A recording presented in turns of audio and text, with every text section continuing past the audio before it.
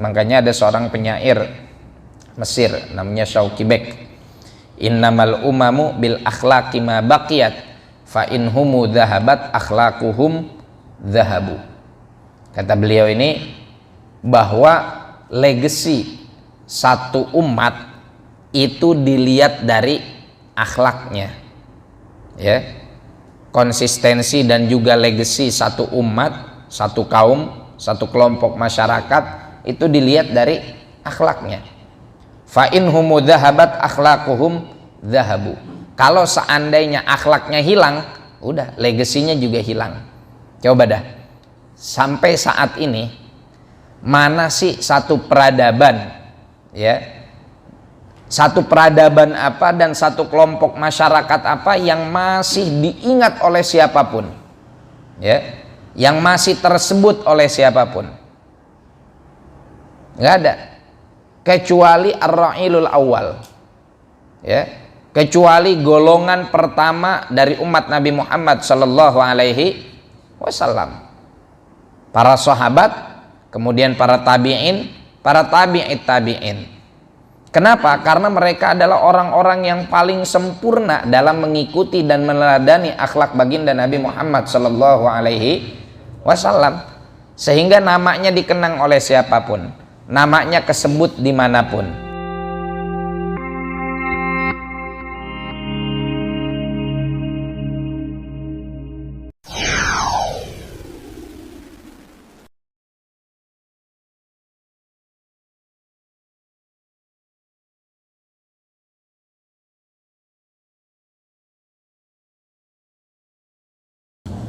Assalamualaikum warahmatullahi wabarakatuh.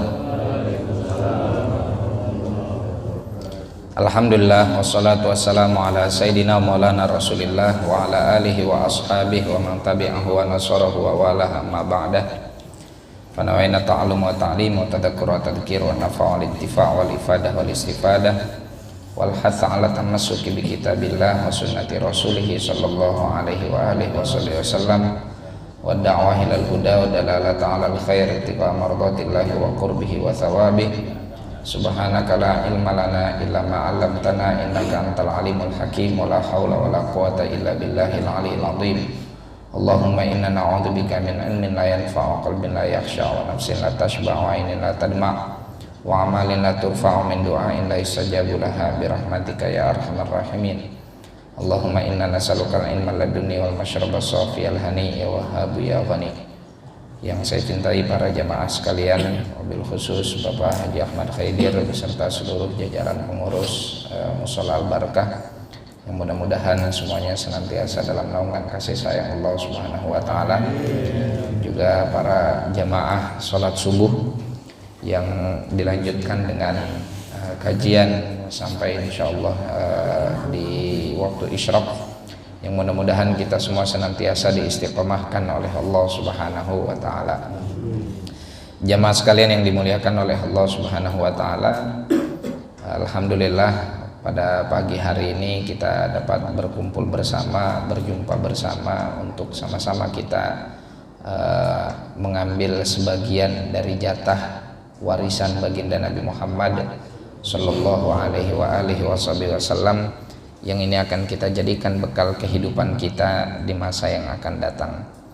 Hadirin rahimakumullah, dalam kesempatan kali ini saya akan membawakan sebuah materi sebagaimana tadi disampaikan oleh Bapak Haji Ahmad Khaidir tentang bagaimana kita sejatinya ini sebagai umat Nabi Muhammad sallallahu alaihi wa alihi wasallam memiliki pedoman dan tuntunan, khususnya hal-hal yang berkaitan dengan etika, dengan akhlak kita.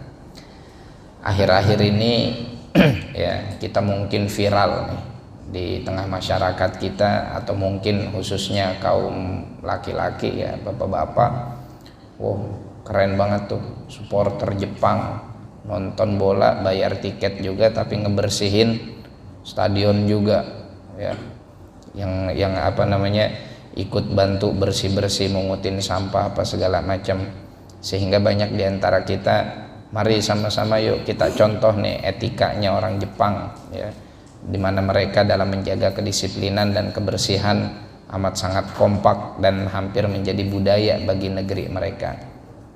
Nggak ada yang salah dalam ajakan seperti ini, karena sebetulnya yang namanya hikmah itu bagi seorang mukmin, yang namanya satu kebaikan bagi seorang mukmin itu seperti barang yang dia punya terus hilang. Ya, Bapak punya perabotan, Bapak punya barang berharga, atau Bapak punya apa aja lah yang jadi milik Bapak terus hilang. Dimanapun ketemu akan diambil, ya kan? Kunci mobil hilang, tahu-tahu ketemu adanya di dalam comberan misalkan, jatuh, diambil tuh pasti, ya kan? Terus apa lagi? Misalkan kita punya benda apapun itu yang menjadi milik kita, selama masih bisa kita pergunakan, ketemunya dimanapun pasti kita ambil. Nah, Rasulullah mengibaratkan satu kebajikan, mengibaratkan satu kebaikan bagi seorang mukmin itu seperti perabotan dia yang hilang. Kata baginda Nabi SAW, al hikmatu dholatul mu'min. Hikmah itu, kebajikan itu, kebaikan itu seperti barang yang hilang bagi seorang mukmin. Ainama wajadaha fahuwa aula biha. Dimanapun dia dapetin itu hikmah, dimanapun ia dapetin itu kebajikan, dimanapun ia dapatkan hal baik tersebut, fahuwa aula biha, maka dia paling diprioritaskan, paling utama atau paling berhak untuk ngambil. Nah, maka kita sebagai seorang mukmin melihat apa yang dilakukan misalkan oleh masyarakat Jepang tadi, ya, dalam rangka mereka membersihkan tempat hasil mereka nonton di situ, kita adalah orang yang paling berhak untuk mencontoh, atau paling tidak paling berhak untuk ngambil pelajaran dari situ. Tapi sejatinya para jamaah sekalian, kalau kita mengatakan bahwa itu adalah budaya negeri mereka yang harus kita contoh, ya, untuk kita contoh silahkan. Tapi untuk menyatakan bahwa itu adalah budaya negeri mereka, kemudian kita melupakan apa yang diajarkan oleh Rasulullah SAW, ini yang menurut saya adalah sesuatu yang keliru. Kenapa? Karena sejatinya hal-hal yang demikian itu sudah jauh-jauh hari diajarkan oleh baginda Nabi Muhammad SAW. Cuma kitanya aja mungkin yang kurang literasi terhadap ajaran baginda Nabi SAW. Atau bukan hanya kurang literasi, literasinya mumpuni, ya, pengetahuannya ada, tapi kitanya yang nggak mau praktek. Akhirnya prakteknya dikerjakan oleh umat lain. Oleh karena itu, kalau seandainya kita ingin berbicara tentang segala hal kebaikan, tentang segala kebajikan, tentang segala keindahan akhlak, keindahan perilaku, keindahan perangai, maka semuanya itu ada pada diri baginda Nabi Muhammad Sallallahu Alaihi Wasallam. Karena Rasulullah dipuji oleh Allah di dalam Al-Quran dengan ungkapan apa? Wa innaka la'ala khuluqin azim. Dan sesungguhnya engkau wahai kekasihku, wahai utusanku, la'ala khuluqin azim, berada di atas perangai yang agung, berada di atas akhlak yang indah, berada di atas akhlak yang bagus. Dan bahkan keindahan akhlak baginda Nabi bukan hanya untuk dirinya saja, melainkan Allah stempelkan di dalam Al-Quran agar kita jadikan itu sebagai sebuah teladan. Di mana Allah berfirman, laqad kana lakum fi rasulillahi uswatun hasanah. Ya, ini udah dalil setiap tahun kita mesti dengar kalau perayaan Maulid Nabi. Penceramah manapun seringkali menjadikan ini sebagai muqaddimah mereka di dalam pembahasannya. Sungguh telah ada pada diri Rasulullah Sallallahu Alaihi Wasallam bagi kalian, bagi kita semua nih, suri tauladan yang baik. Maka keindahan akhlak yang ada pada umat manapun, yang itu menjadi satu kesepakatan atau semacam satu konsensus di kalangan masyarakat bahwa itu adalah akhlak yang baik, maka sebelum umat itu atau sebelum satu kelompok masyarakat tersebut melakukannya, tentunya baginda Nabi Shallallahu Alaihi Wasallam sudah terlebih dahulu melakukannya, menasehatinya, bahkan mencontohkannya. Demikian. Nah, seperti misalkan, ya, Rasulullah Shallallahu Alaihi Wasallam bilang di dalam hadis, di mana kata baginda Nabi, al-imanu sab'atun wa sab'una syu'bah, atau kama qala alaihi salatu wassalam. Ya, iman itu ada 77 cabang. Ya, adnaha imatatul adza anit thariq. Yang paling rendah dari cabang iman tersebut adalah menyingkirkan segala sesuatu yang menyakitkan atau dapat membahayakan orang lain dalam perjalanan. Ya, sehingga apa, para jamaah sekalian, kita misalkan kerja bakti, nyingkirin duri atau ngebersihin got, ya, kemudian nyingkirin pelepah batang pohon atau ranting pohon yang jatuh di tengah jalan. Ini sebetulnya bukan sesuatu yang seharusnya bagi kita, bukan sesuatu yang aneh. Justru Rasulullah sudah mengajarkan lebih dulu tentang hal ini dan menyatakan bahwa itu sebagai bagian dari iman. Adnaha imatatul adza anit thariq. Ciri paling rendah dari iman seseorang itu adalah menyingkirkan segala sesuatu yang bisa membahayakan perjalanan orang lain. Tapi kita kan sering nggak peduli kadang-kadang. Ya, ada benda apa di tengah jalan, ya udah kita minggir atau ambil jalur lain, terus kita lanjut, cus bendanya kita biarin. Ya, demikian juga Rasulullah Shallallahu Alaihi Wasallam senantiasa mengajarkan kita bagaimana kita harus berpenampilan atau harus peduli terhadap kebersihan lingkungan, peduli terhadap keindahan lingkungan. Ini semua adalah ajaran-ajaran Islam yang seharusnya kita bukan dicontohkan oleh umat lain, tapi kita lah yang mencontohkan umat lain. Ya. Karena ini ajaran kita, ini dituntun oleh Nabi kita, ini langsung ditutorialkan oleh baginda Nabi Muhammad Sallallahu Alaihi Wasallam, sehingga jangan kita yang mencontoh umat lain, tapi umat lain lah yang seharusnya mencontoh dengan kita. Cuman kan pada faktanya saat ini, ya Allah, sayang sekali kita jangankan untuk peduli sampai hal demikian, ya. Terkadang banyak sekali etika-etika yang seharusnya itu tidak, atau perbuatan-perbuatan yang seharusnya itu tidak keluar dari perilaku kita, malah justru kita yang berbuat kayak begitu. Kita yang orang beriman malah justru yang berbuat demikian. Nah, inilah kenapa pengetahuan yang kita miliki terhadap, atau yang tadi di awal saya sampaikan bahwa mungkin kita punya literasi atau pengetahuan tentang akhlak nabawi tersebut, tapi ketika kita nggak lakukan, ini sayang jemaah sekalian. Ya, dikatakan oleh para ulama, la tahsabannal ilma yanfa'u wahdahu ma lam yutawwaj rabbahu bi khalaqi. Ya, jangan pernah kalian berpikir, jangan pernah kalian menyangka bahwasanya pengetahuan yang kalian miliki, pengetahuan yang Anda ketahui itu dapat memberikan manfaat selagi apa? Malam yutawwaj rabbahu bi khalaqi, selagi si pemilik pengetahuan tersebut tidak dimahkotakan dengan akhlak. Jadi kita punya ilmu doang nggak ada manfaatnya, Pak, kalau seandainya kita nggak punya akhlak. Nggak ada tuh manfaatnya. Ya, contoh sederhana, misalkan kita dipanggil sama orang ustadz, terus kemudian kita nggak punya etika, nggak punya akhlak.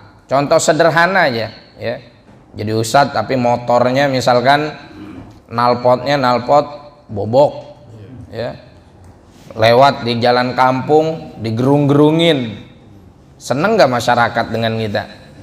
Ya, kira-kira label ustadz yang kita sandang jadi cacat nggak di depan masyarakat? Cacat, ya. Sehingga akhlak tersebut harus ada terpatri di dalam diri kita. Fa idza ruziqta khaliqatan mahmudatan faqad istafaka muqassimul arzaqi. Apabila engkau telah diberikan akhlak yang baik, Allah menganugerahkan akhlak yang indah kepadamu, maka sesungguhnya Allah Subhanahu wa taala telah menjadikanmu sebagai pilihannya. Jadi kalau kita punya ada satu akhlak yang kita bisa istiqomah di atas akhlak tersebut, para jamaah sekalian, ya, maka sesungguhnya kita ini adalah manusia pilihan Allah Subhanahu wa taala. Nah, oleh karena itu kita sebagai umat Nabi Muhammad sallallahu alaihi wasallam harus melakukan setidaknya dua hal. Satu, meningkatkan literasi kita, pengetahuan kita tentang akhlak baginda Nabi Muhammad sallallahu alaihi wasallam. Yang kedua adalah setelah kita mengetahui, kita pelajari sedikit demi sedikit, kita ikuti, ya, akhlak baginda Nabi Muhammad sallallahu alaihi wasallam. Jamaah sekalian yang dimuliakan oleh Allah, setidaknya kita dalam keseharian kita ada akhlak antara kita dengan Allah Subhanahu wa taala, ada etika kita secara langsung dengan Allah, dan ini banyak sekali sebetulnya kalau dibahas satu-satu, ya enggak cukup dalam satu pertemuan. Akhlak kita kepada Allah Subhanahu wa taala secara ringkas ini nanti akan menyebar kepada akhlak kita juga kepada orang lain. Kenapa saya katakan demikian? Karena ketika kita beretika dengan Allah Subhanahu wa taala dan di dalam interaksi kita dengan Allah Subhanahu wa taala kita gunakan akhlak, maka ketika kita berinteraksi dengan orang lain pun, dengan makhluk yang lain pun akan kita gunakan akhlak. Kenapa? Karena ketika kita berinteraksi dengan makhluk yang lain, pada saat itu hakikatnya kita sedang berinteraksi dengan Allah Subhanahu wa taala. Ya. Kayak kita nih sekarang lagi ngaji. Ini sebetulnya kita sedang berinteraksi dengan Allah. Bapak-bapak datang silaturahim ke rumah tetangga, ngobrol dengan saudara, atau bertemu dengan siapapun, berperilaku kepada siapapun, sejatinya kita sedang berinteraksi dengan Allah Subhanahu wa taala. Kenapa? Karena mereka adalah makhluk-makhluk Allah Subhanahu wa taala, yang mana cara berinteraksi kita dengan mereka pun diajarin oleh Allah Subhanahu wa taala, dikasih tuntunannya, dikasih tutorialnya, dikasih caranya, supaya kita nggak sembarangan dalam berinteraksi dengan siapapun itu makhluk, ya, baik itu sesama manusia ataupun kepada hewan. Seperti misalkan akhlak kita kepada hewan, Rasulullah SAW mengajarkan kepada kita apa? Ya, idza dzabhtum fa ahsinud dzibhah. Kalau kalian menyembelih hewan, maka perbaikilah cara sembelihan kalian.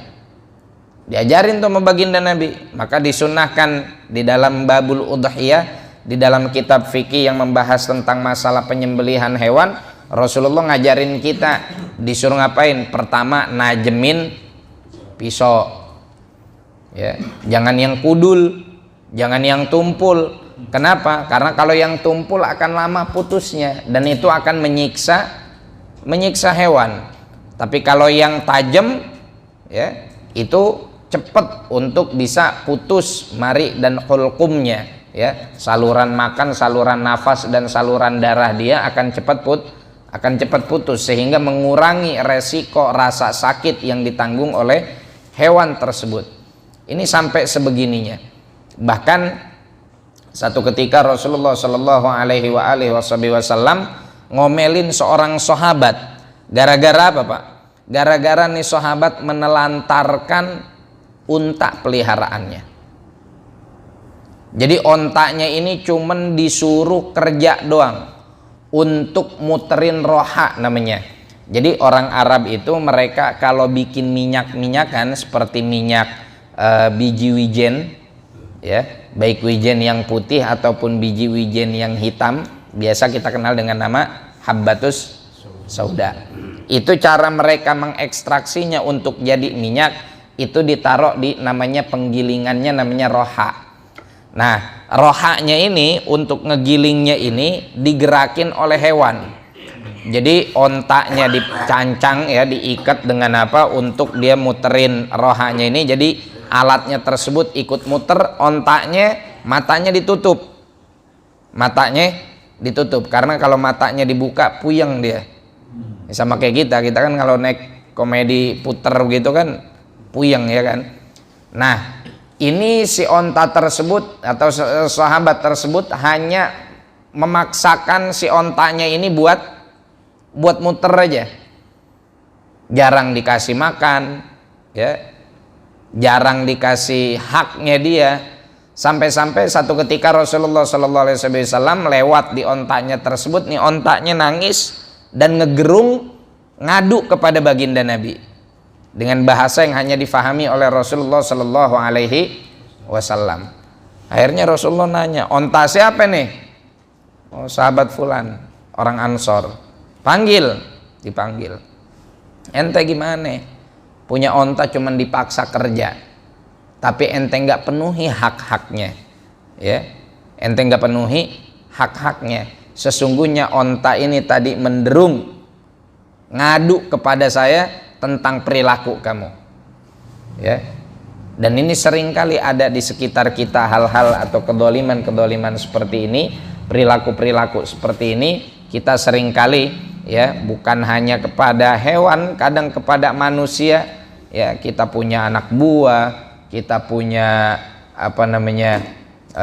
pegawai, batasan tanggal 5 udah harus gajian, Masya Allah, sampai tanggal 37 masih belum gajian ya, sampai lewat. Tapi ini perusahaan saya atau yayasan saya atau lembaga saya sedang tidak sehat kondisi finansialnya, ya bukan salah karyawan, dalam artian dalam hal ini sudah menjadi tanggung jawab pimpinan untuk memenuhi hak mereka di saat yang memang sudah ditentukan di dalam kontrak. Apalagi kalau mereka kerjanya maksimal, cuman emang rezekinya aja perusahaannya lagi seret misalkan, ya, bukan kemudian menjadikan alibi untuk mengorbankan orang yang ada di bawahan. Kadang kan orang beralasan begitu, oh ini kita pemasukan lagi nggak bagus nih sehingga gaji karyawan ditunda, tapi tetap bosnya mah bisa makan pizza, ya, pimpinannya mah tetap bisa makan hoka-hoka bento, tetap bisa ngajak keluarganya jalan-jalan, tapi dengan mengorbankan siapa? Dengan mengorbankan anak buah. Ini adalah sesuatu yang tidak diajarkan oleh baginda Nabi. Bahkan Rasulullah bilang tentang akhlak kita kepada pegawai, u'tul ajiro ujrotahu qabla an yajiffa araquh. Berikanlah oleh kalian, para pegawai kalian, partner bisnis kalian, atau siapalah yang kita pekerjakan, ya. Kapan kita berikan apa? Upah mereka. Kapan? Qabla an yajiffa araquh. Sebelum keringat mereka kering, ya. Walaupun ini bukan sebuah kewajiban, tapi disunnahkan oleh baginda Nabi, dianjurkan oleh Rasulullah. Kalau kita punya pegawai itu, kalau bisa kita gaji dulu dia, baru dia kerja, ya. Itu disunnahkan oleh baginda Nabi Muhammad SAW. Jangan sampai orang udah kerja setengah mati, setengah nungging, setengah macem-macem, dia udah jungkir balik ke sono kemari, giliran minta haknya nggak ada, ya. Nah, ini diantara etika, ini diantara akhlak yang diajarkan oleh Rasulullah SAW. Makanya ada seorang penyair Mesir namanya Shawki Bek, innamal umamu bil akhlaqi ma baqiyat fa inhumu dhahabat akhlaquhum dhahabu.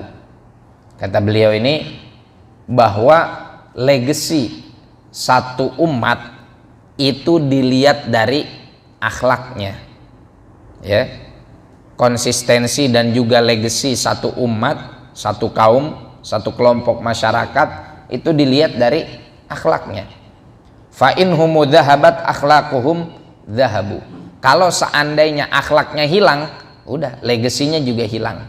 Coba dah, sampai saat ini mana sih satu peradaban, ya, satu peradaban apa dan satu kelompok masyarakat apa yang masih diingat oleh siapapun, ya, yang masih tersebut oleh siapapun.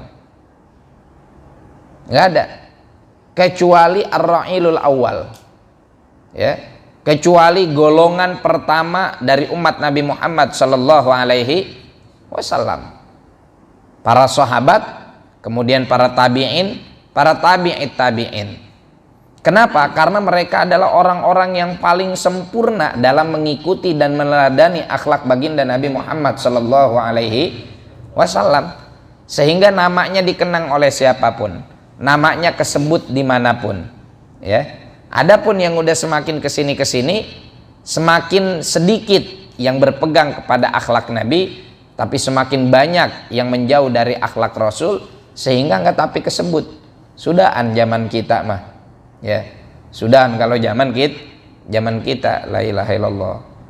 Memang terlalu banyak penyimpangan etika, penyimpangan akhlak, yang terkadang penyimpangan akhlak tersebut didalilin lagi atau dimodalin dalil lagi, ya, yang pemodalan dalilnya juga sebetulnya tidak sesuai dengan apa yang dimaksudkan oleh baginda Nabi Muhammad sallallahu alaihi wasallam. Seperti contohnya, ya, perempuan boleh menampakkan bagian auratnya, ya, karena katanya jilbab itu adalah budaya Arab.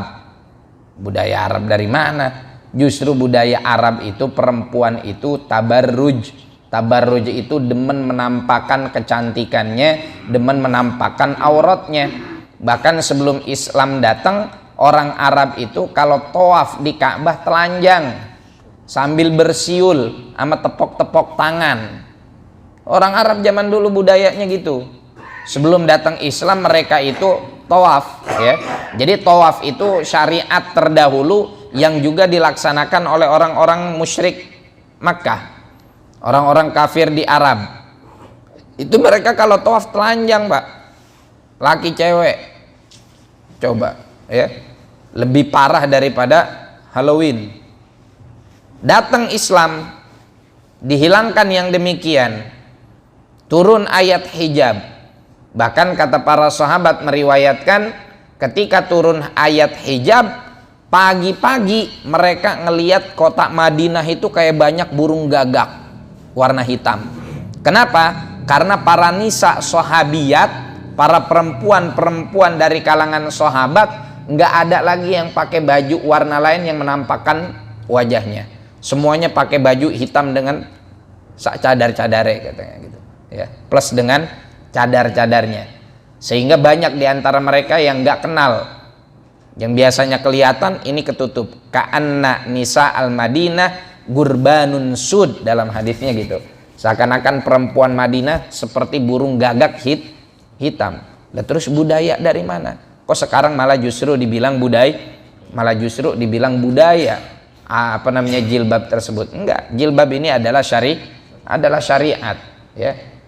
Tapi sekarang apa yang terjadi? Malah justru kaum muslimat sendiri, ya, senang mempertontonkan bagian-bagian yang diharamkan dari tubuhnya. Yang ini tentunya kalau dibiarkan, ini perbuatan dosa yang kalau ditabung ya terus besar, karena haram memperlihatkan bagian aurat. Jamaah sekalian yang dimuliakan oleh Allah Subhanahu wa taala, setidaknya inilah yang menjadi motivasi kita untuk meningkatkan literasi kita terhadap akhlak nubuwah, akhlak Nabi, dan juga tentunya akan kita praktekkan di dalam kehidupan kita sehari-hari. Adapun secara juz'iyatnya, secara unit per unitnya atau satuan-satuan akhlaknya, maka nggak akan cukup kita bahas hanya dalam satu pertemuan, ya. Kita bahas bagaimana akhlak tawadu, bagaimana akhlak sakho, kedermawanan, ya, karom, kemuliaan, ithar. Apa itu ithar? Memprioritaskan orang lain dalam urusan materi, ngalah kitanya, ya. Kemudian zuhud, kemudian tidak tamak, dan lain-lain. Oh, ini banyak sekali yang mudah-mudahan insya Allah dalam kesempatan yang akan datang kita bisa pelajari dan terus bisa kita praktekkan dalam kehidupan kita sehari-hari. Wallahu a'lam bishawab. Masya Allah.